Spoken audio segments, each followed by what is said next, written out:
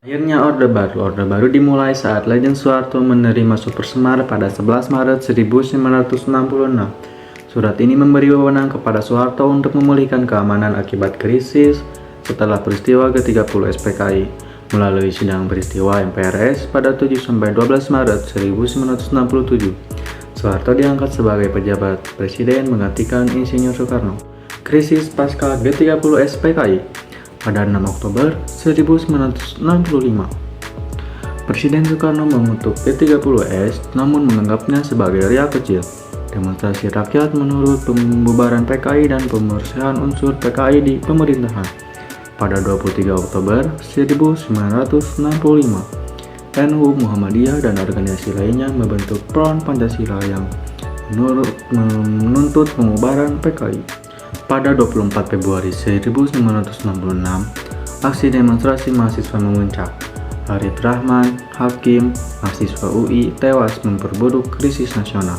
Pada 25 Februari 1966, Soekarno mengubarkan KAMI, tetapi demonstrasi tetap berlangsung. Surat Perintah 11 Maret 1966, Super Semar. 10 Maret 1966, Presiden Soekarno bertemu perwakilan partai dan organisasi massa, namun gagal memenuhi tuntutan pembubaran PKI. 11 Maret 1966, Presiden merasa terancam saat sidang kabinet dan pindah ke Istana Bogor. 3 perwira TNI Angkatan Darat, Maidin Basuki Rahmat, Presiden Muhammad Yusuf, Presiden Amir Mahmud mendatangi Soekarno di Bogor. Setelah diskusi, Soekarno mendatangi Super Semar yang memberi mandat kepada Jenderal Soeharto. Pada 12 Maret 1966, Soeharto membubarkan PKI dan organisasi massanya. Pada 12 Maret 1966, Soeharto membubarkan PKI dan organisasi lainnya. Keputusan ini mendapat dukungan luas dari masyarakat. Super Semar menjadi titik awal peralihan kekuasaan dari Soekarno ke Soeharto dan lahirnya Orde Baru. Pada tahun 1966 terjadi dualisme antara Presiden Soekarno sebagai kepala pemerintahan dan Jenderal Soeharto juga memimpin pemerintahan. Kondisi ini menimbulkan potensi perpecahan. Berdasarkan ketetapan MPRS nomor 13 tahun 1966, Kabinet Ampera dibentuk pada tanggal 28 Juli tahun 1966 untuk menggantikan Kabinet Dwi Kora III, yang dimana kabinet ini diserahkan kepada Letjen Soeharto. Yang tugas utamanya adalah stabilisasi ekonomi atau dikenal dengan sebutan Dwi Dharma, serta program kerjanya bernama Catur Karya atau 4 program kerja yang meliputi sebagai berikut. Yang pertama, memperbaiki kehidupan rakyat terutama dalam sandang dan pangan. Yang kedua, melaksanakan pemilu sesuai dengan batas waktu. Kemudian yang ketiga ada politik bebas dan aktif untuk kepentingan nasional, dan yang terakhir ada perjuangan melawan kolonialisme serta imperialisme. Kemudian yang keempat ada peralihan kekuasaan dari Presiden Soekarno kepada Jenderal Soeharto. Pada sidang MPRS tahun 1966, Presiden Soekarno diminta pertanggungjawaban terkait G30 SPKI. Pidato ini disebut dengan Nawaksara yang artinya 9 masalah pokok. Namun peristiwa ini tidak memuaskan anggota MPRS dikarenakan belum memberikan jawaban mengenai peristiwa G30 SPKI. Kemudian pada tanggal 10 Februari tahun 1967, Presiden kembali menyampaikan pidatonya yang disebut dengan pelengkap Nawaksara. Tetapi pelengkap Nawaksara ini tidak berhasil meredakan situasi. Bahkan banyak kalangan menilai bahwa pelengkap Nawaksara ini memperkeruh suasana. Oleh karena itu, Koordinator Pemuda bersama golongan karya mengusulkan kepada MPRS untuk mengadakan sidang istimewa. Maka dengan itu berbagai upaya dilakukan untuk meredakan konflik tersebut. Lalu surat perintah diberikan oleh Presiden Soekarno kepada Jenderal Soeharto untuk mengambil tindakan stabilisasi keamanan yang mengarah kepada pengalihan kekuasaan. Akhirnya pada hari Kamis tanggal 23 Februari tahun 1967 yang bertempat di Istana Negara, Presiden Soekarno menyerahkan kekuasaannya kepada Jenderal Soeharto. Lalu MPRS kembali mengadakan sidang istimewa untuk mengangkat Jenderal Soeharto sebagai Presiden Republik Indonesia. Kemudian B, yaitu politik bertetangga yang baik. Pemerintah Orde Baru berupaya untuk memperbaiki hubungan internasional. Yang pertama ada normalisasi hubungan dengan Malaysia dan kembali masuk PBB. Konfronto Indonesia-Malaysia yang terjadi pada tahun 1963 sampai 1966 disebabkan oleh rencana Inggris yang membentuk Federasi Malaysia yang terdiri dari Malaka, Sabah, Sarawak, serta Singapura dan Brunei. Kemudian Indonesia menantangnya karena dianggap sebagai negara boneka Inggris. Lalu Presiden Indonesia menginginkan pembentukan federasi ini melalui referendum PBB. Sementara Malaysia menganggapnya sebagai masalah dalam negeri. Konflik ini menjadi salah satu bentuk perang dingin di Asia Tenggara. Konflik ini mereda setelah Presiden Soekarno diturunkan pada tahun 1966 dan Jenderal Soeharto membangun konsep Good naik neighborhood policy atau politik bertetangga yang baik termasuk terhadap Malaysia bahkan negara-negara barat. Kemudian pada tanggal 23 Juni tahun 1966, DPR GR mengeluarkan resolusi yang isinya mendesak pemerintah untuk kembali masuk ke PBB. Lalu akhirnya Indonesia diterima menjadi anggota PBB pada tanggal 28 September tahun 1966. 2. Pembentukan ASEAN. Pada tanggal 5 sampai 8 Agustus 1967, 5 negara Asia Tenggara yakni Indonesia, Malaysia, Singapura, Filipina, dan Thailand bertemu di Bangkok untuk mendatangi deklarasi Bangkok. Tokoh-tokoh yang hadir adalah Adam Malik, Tun Abdul Rojak, Raja Tanam, Hanat Homan, Nariso Ramos. Isi deklarasi Bangkok: 1. Mempercepat pertumbuhan ekonomi, sosial, dan kebudayaan. Yang kedua, meningkatkan perdamaian dan stabilitasi kawasan. Yang ketiga, meningkatkan kerjasama di berbagai bidang ekonomi, sosial, ilmu pengetahuan, dan lain-lain. Yang keempat, memajukan pendidikan, latihan, dan penelitian di Asia Tenggara. Pembangunan 5 tahun Pelita Indonesia. 1. Pelita 1 tahun 1969 sampai 1974. Fokus pada peningkatan hasil panen, hasil pangan, sadang, dan kesejahteraan dengan prioritas bidang pertanian. Yang kedua, Pelita 2 tahun 1974 sampai 1979. Fokus pembangunan di luar Jawa, Bali, dan Madura serta penurunan inflasi hingga 9,5%. Yang ketiga, Pelita 3 tahun 1979 sampai 1984. Fokus pada trilogi pembangunan, stabilitas nasional, pertumbuhan ekonomi, dan pemerataan pembangunan. Swasembada pangan. Pada awal Orde Baru, pemerintah menghadapi krisis pangan yang diwarisi dari masa Orde Lama. Saat itu, Indonesia menjadi salah satu negara pengimpor beras terbesar di dunia dengan produksi beras nasional hanya mencapai 12 juta ton pada tahun 1969. Untuk mengatasi masalah ini, pemerintah Orde Baru meluncurkan program bimbingan massal atau BIMAS. Melalui BIMAS, pemerintah memperkenalkan intensifikasi pertanian, diversifikasi tanaman, dan memperbaiki saluran irigasi. Program ini juga melibatkan sektor swasta melalui BIMAS gotong royong. Berkat program ini, Indonesia berhasil mencapai swasembada pangan pada tahun 1984 dan menerima penghargaan medali emas dari FAO. Namun, keberhasilan ini tidak berlangsung lama. Produksi mulai menurun pada tahun 85 akibat berbagai tantangan seperti irigasi yang kurang optimal dan perubahan iklim. Poin D. Membangun stabilitas politik dan pemilu. Pemilu 1971. Setelah sidang istimewa MPRS 67 yang mengganti Presiden Soekarno dengan Presiden Soeharto, pemerintah menetapkan pemilu untuk membangun stabilitas politik. Awalnya, pemilu direncanakan tahun 68, namun akhirnya baru terlaksana pada tanggal 5 Juni 71. Pemilu ini diatur dalam Undang-Undang Nomor 15 Tahun 1969 dan menjadi pemilu pertama di Orde Baru. Dalam pemilu 71 terdapat 9 partai peserta termasuk Golkar, NU, PNI, Parmusi, dan lainnya. Hasilnya, Golkar memenangkan suara mayoritas dengan 62,8% suara dan memperoleh 236 kursi DPR. Sementara itu, NU berada di posisi kedua dengan 18,68% suara dan 58 kursi.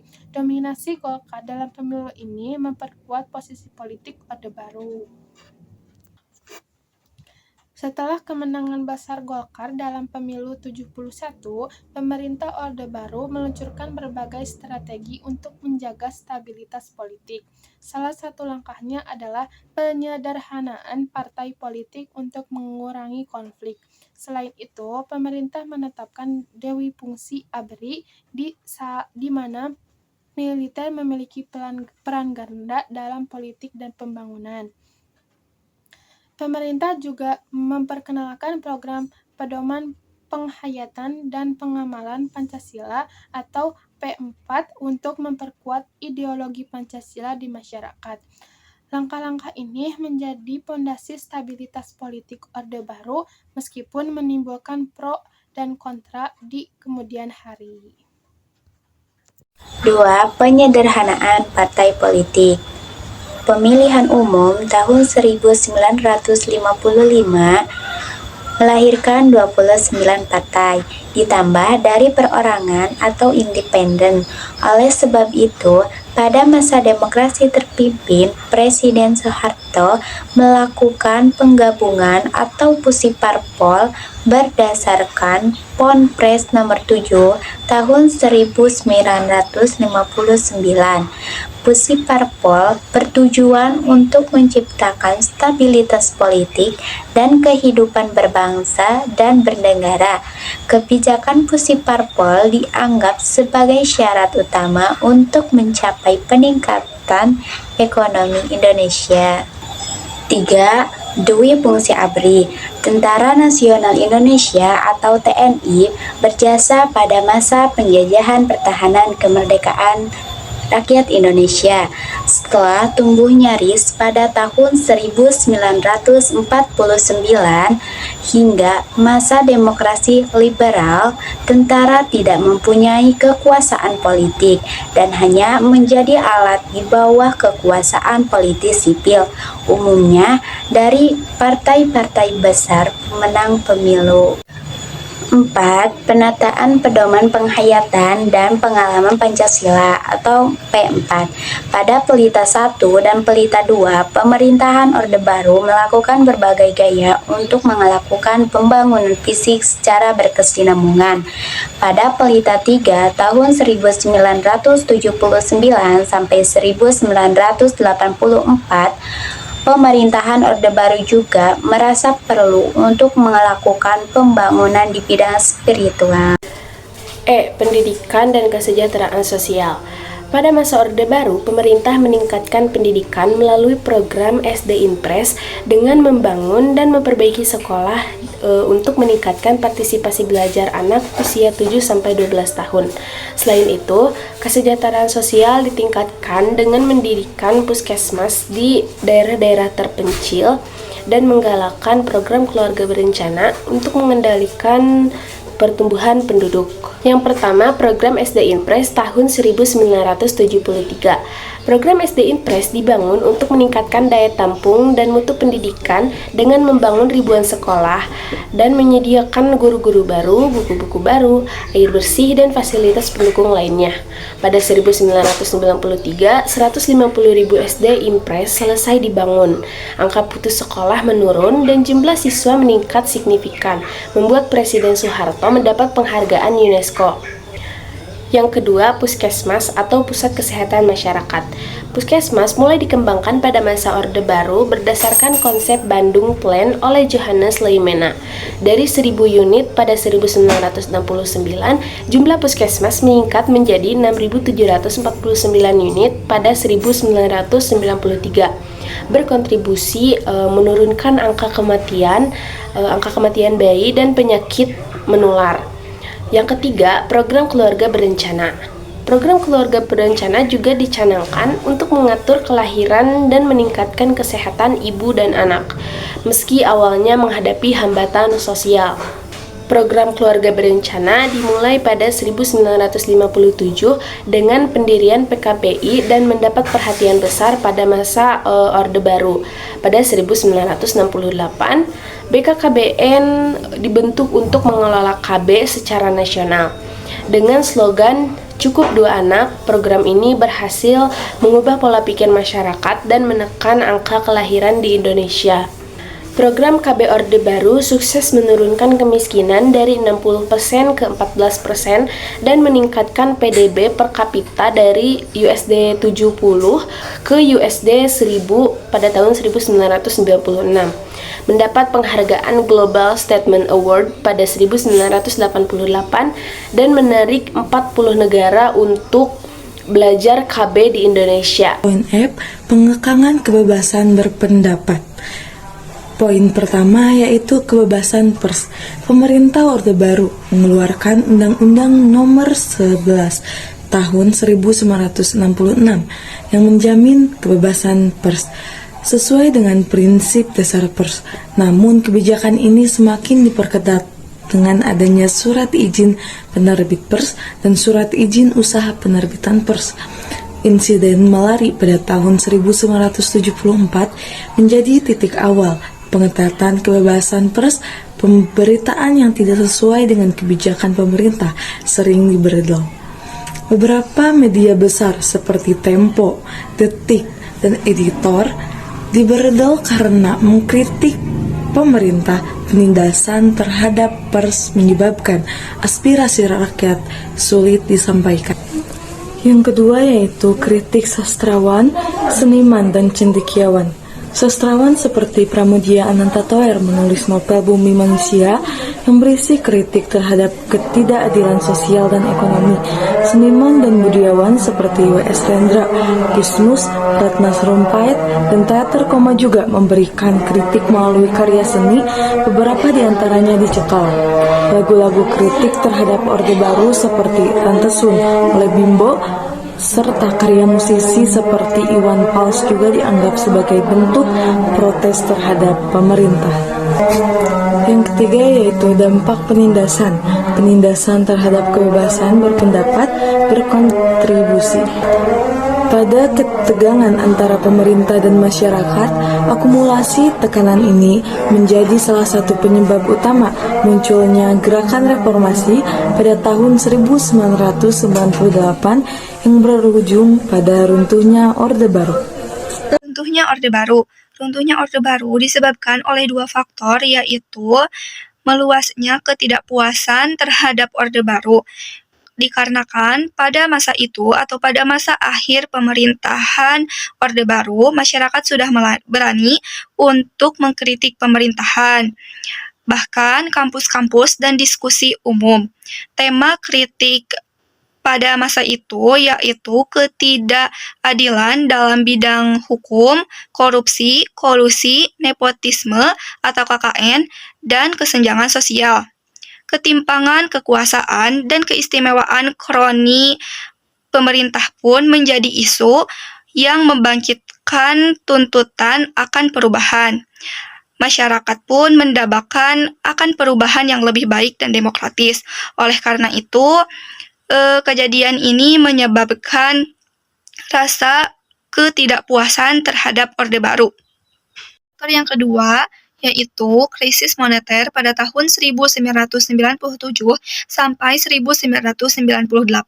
Krisis ini melanda negara Asia yang dimulai pada tahun 1997 dimulai di negara Thailand yang kemudian menyebar luas ke negara-negara Asia lain termasuk ke Indonesia.